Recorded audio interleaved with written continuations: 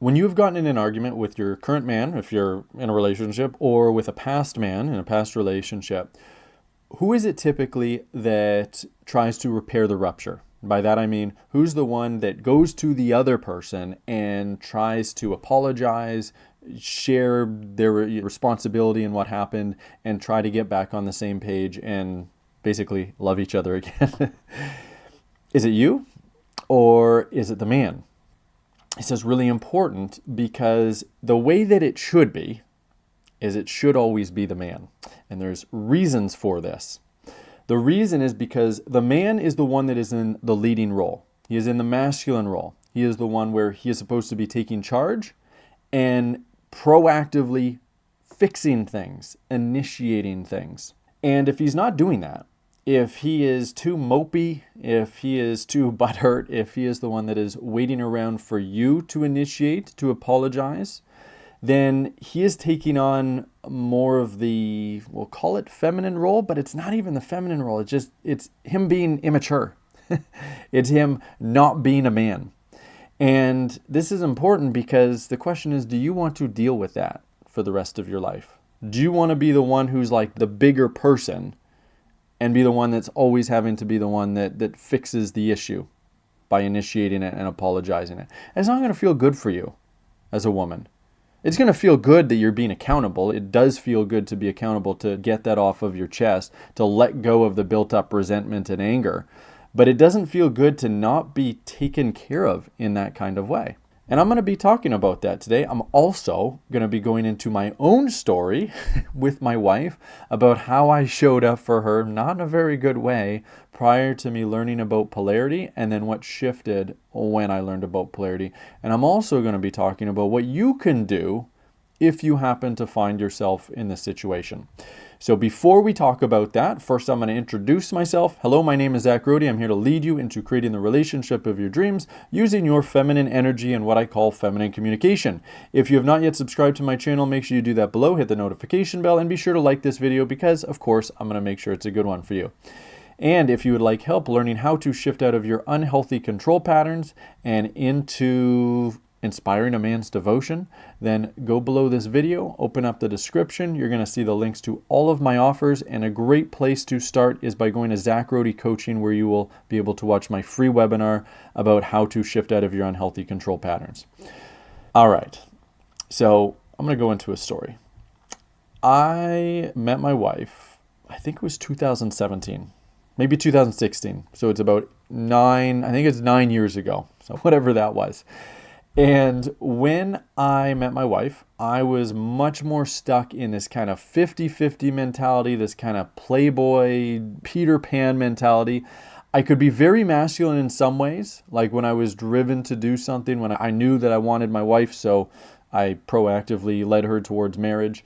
But then I would be such a child in other ways. I'd be such a baby in other ways. You know what I'm talking about? Have you ever been with a man who's kind of acting like a baby? Maybe you are currently with a man who acts like a baby. So we got in one fight. Like most of our fights were over the stupidest things imaginable, right? Like we would just be talking about some kind of topic for fun, and then all of a sudden it turns into an argument, like a debate, and then all of a sudden it turns into like us being really angry at each other and like not wanting to talk with each other. And there was this one fight. It's like kind of embarrassing to even bring it up, but I'm going to expose everything today. So this fight was about the game Taboo that I was playing with my brother and his girlfriend, and I think she was my girlfriend at this time. I don't think I had married her yet. And it was the four of us playing. By the way, Taboo is like the greatest board game ever. It was so fun, and they ruined it because they wanted to change the rules, and they took all of the fun out of it for me. And like they actually did. Like I'm joking about it, but they actually did. It really pissed me off. And my wife was not on my side in any kind of way. And so it was like kind of all of them against me on it. And I just got really pissed off about it. First, because they ruined the game. That was bad enough. But another part of it that I couldn't really articulate at the time was it's like she wasn't on my side. Like she was disloyal in a way and siding against me, and also doing it in like a way that I didn't enjoy, in a way that I know now is like, it was disrespect. That's basically what it was. A man needs to feel respect more than anything else. That's his number one need from his woman, is that his woman is fully respecting him. That doesn't mean that she has to fully agree with everything. Of course not. Like, a woman's going to have her own opinions and everything, but she is going to be on his side. He needs to feel like she is on his side, and she needs to be able to communicate in a respectful, vulnerable way where she's demonstrating that, the man is the leader. Like, you are my leader, basically. So anyway, I was not a good leader in this situation, and it really bothered me. And so I went off in the rain just to mope, basically. I put on my rain jacket, went off in the rain, and I just went for a long walk, and I moped. I was pissed, and I was butthurt. And I was out there for, 45 minutes, an hour, got completely soaked, came back in. And so this isn't like perfectly illustrating this, because I actually did kind of say like, oh, we need to talk. But what I actually did is I just like vented and talked about like how this is all her fault. So this is still kind of applicable. I'm not actually leading to solve the problem. I am wanting her to apologize. And I went out in the first place because there was a part of me that kind of wanted her to just feel bad and apologize and take accountability. And it didn't work at all. So what this is basically illustrating is a man who is not stepping up to lead. Because if I was a good leader back then in all ways, and especially when it came to conflict, when I came back in, I would have like taken her aside, been like, hey, you know what? The way that I responded to that was completely inappropriate. That was really immature, and I apologize. I need to work on that. And then help her with any feelings, whatever that might be coming up. And then also lead her, for her to see where she was not really being that respectful to me, why that was a problem, and what I want her to do in future situations. Okay? So that's me taking accountability. That's me leading her into being accountable as well. If it was just one or the other, that's not really healthy leadership.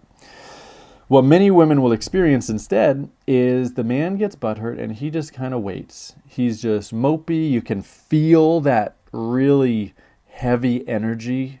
You can feel his heart really closed off to you. And that doesn't feel good. That feels really awful.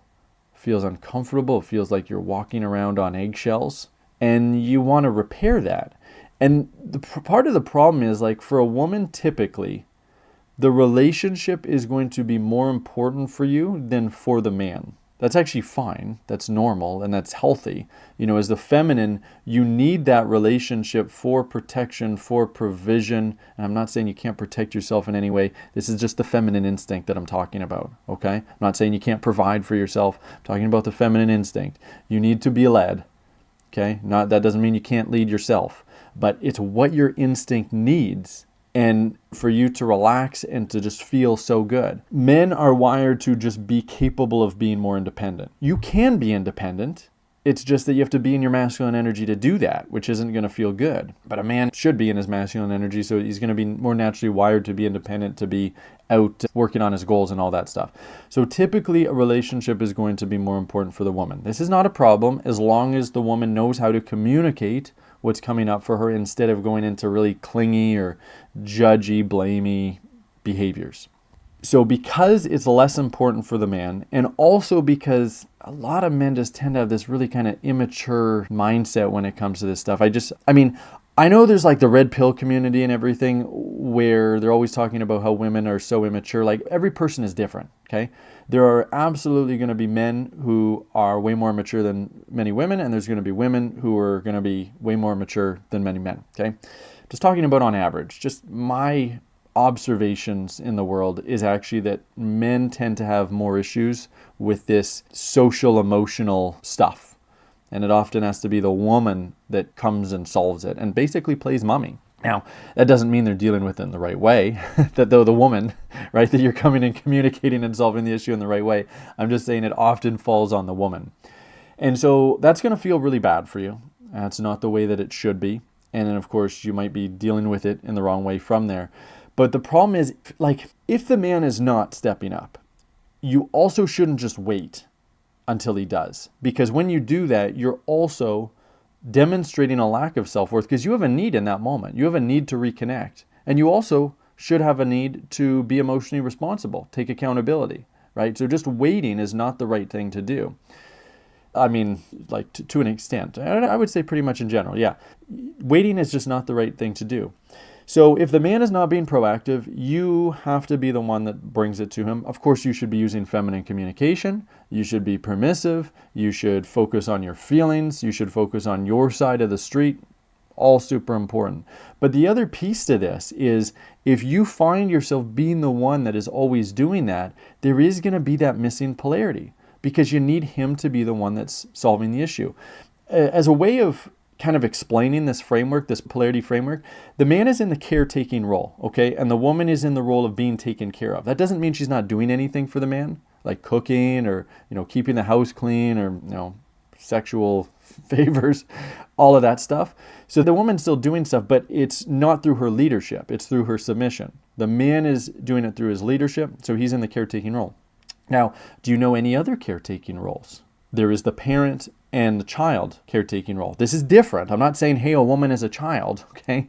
But it is still in that dynamic where one is taking care of the other. Now, if the parent and the child got in a fight, in a big disagreement, how inverted would it be if the butthurt parent just had to mope around in the house until the child decided to take accountability?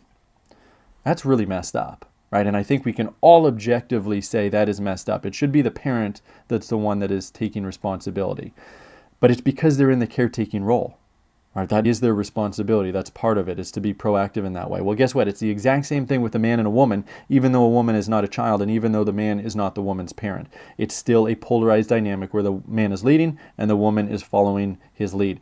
This is also about safety, right? Like for a woman to feel fully safe with a man, for her to feel fully safe, you shouldn't even be getting in arguments at all. Like that should be eventually shifted with polarized communication.